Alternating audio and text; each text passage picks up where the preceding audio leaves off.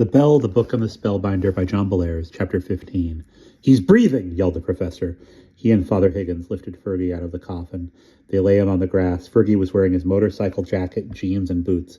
Except for his hair, he didn't look any different. "The spell isn't complete," said Father Higgins. He patted Fergie's face. "Byron, wake up!" No response. More loudly, the priest said, "Byron Ferguson, this is your baseball coach. We've got 2 men out in the 9th, and we're one run ahead. Go to bat now." Fergie stirred slightly, but his eyes did not open. Something moved at the edge of Johnny's vision. He turned around, startled, and yelled in surprise, "Look! That must be him!" A dark figure was climbing the ladder of the wooden tower. It was a small, slight man dressed in black. His long hair was iron gray and curled down over his shoulders. He glared down at them as he climbed, his mouth set in a grimace of hatred. Professor Childermass stood up straight, brandishing the spade. "You!" he shouted. "Dr. Jarman Thanatos, stop where you are." "Fools!" yelled the climbing figure. "You're too late to stop me. No one can stop me now. The process has begun. Be gone, I say, or else you will wish you had never been born." He reached a platform at the top of the tower and stretched up an arm. "You're the one who will be sorry," returned the professor. "Give yourself up, or I'll have to burn down that tower to get to you.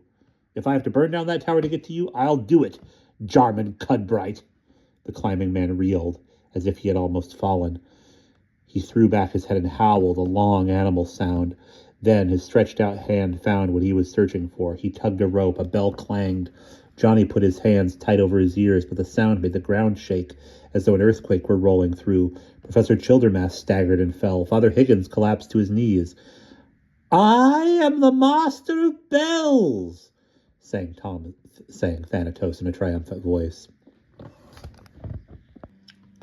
"I can make the clamor, still you, or kill you, and know, old fool, that fire is not the element that can stop me.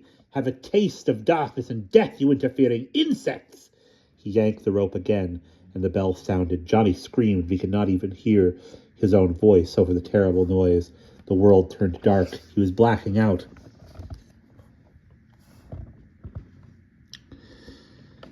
And when all was dark, a strange thing happened. He saw those glowing lines again. The letters the doomed Tommy McCorkle had scratched into the lid of the death trap coffin, but this time they fell together and made sense. This time, Johnny knew what he had to do. USEWATHRTODESTRYBK, a nonsense jumble of letters, but allowing for the darkness, allowing for the trapped Tommy McCorkle's terror. The letters would make sense if you looked at them a little differently. He must have been running out of air. He put some strokes in the wrong places because he couldn't see, and he abbreviated the last few words. The answer was in one of the ancient 4 elements, not air, not earth, not fire, but use water to destroy book. Water, only 100 yards away, was a whole lake of it. The darkness parted like clouds rolling away. Professor Childermass lay on the grass, unconscious. A dazed Professor Higgins was pushing himself up from the ground. It was up to Johnny. He grabbed the book and tore it from Fergie's grasp. He clutched it like a football and ran for his life. Behind him, he heard Thanatos screech in fury, "Stop him! Get him! I command you!"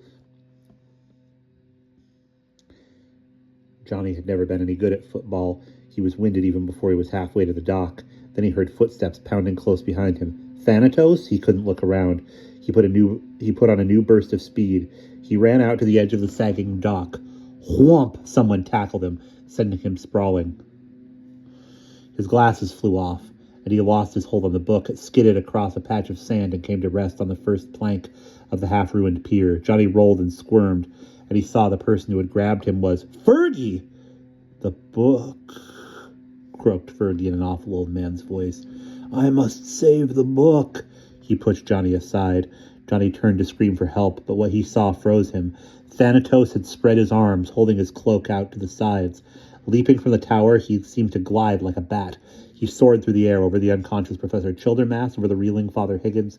He landed 20 feet away, his thin face writhing, his hands clenched like twisted bony claws. "Boy, I will torment you worse than your worst nightmares." Johnny looked around fearfully. Fergie had retrieved the book. He stood there, clutching it to his chest. His eyes were blank and mindless. No help there, or was there?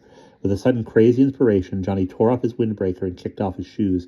He ran past Fergie. "Last one in's a rotten egg," he shouted, and he did a passable cannonball. Splash! He came up gasping. The water was icy.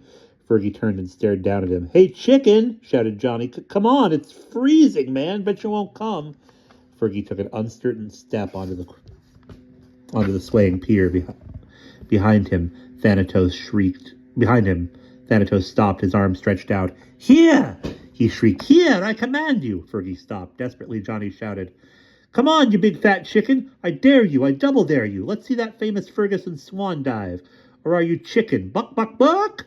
Something snapped in Fergie. With an inarticulate cry, he took 3 running steps and went off the pier head first. Thanatos leaped forward.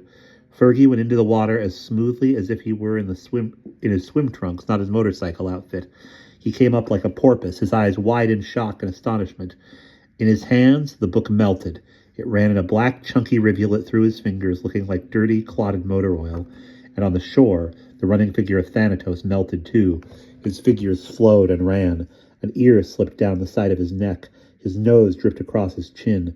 The flesh on his outstretched arm drooled away, leaving a bare bone. And then that flowed like white wax. In 2 steps, he was a dissolving lump, and in another second, he was a greasy gray puddle. "Man," said Fergie in a stunned voice. "What happened?" Johnny looked at his friend and shouted in joy. Fergie's hair was growing darker. It was pale gray, then iron gray, and finally black and curly. The 2 boys floundered up to the shore. Father Higgins was there already, holding Johnny's glasses in his left hand, reaching at his right to help them. And close behind him was the professor, still carrying the shovel. As soon as the shivering boys were out of the water, Professor Childermass stared in disgust at the messy puddle that had been Jarman Thanatos. He scooped up shovel after shovel of it and flung it into the lake. When the earth was clean again, he said, "Johnny, you've got extra clothes in the car. What we're going to do about you, Byron, I don't know, but we'll find some way to keep you from freezing to death. And Byron, I don't want to make you feel self-conscious, but it's great to have you back." And he threw his arms around the embarrassed Fergie, gave him a hug, and then said, "Father Higgins, lead the way. Men, forward march on the double." He turned to the lake and in a harsh voice added, "Jarman Thanatos, may you rot there forever." And that is the end of chapter 15.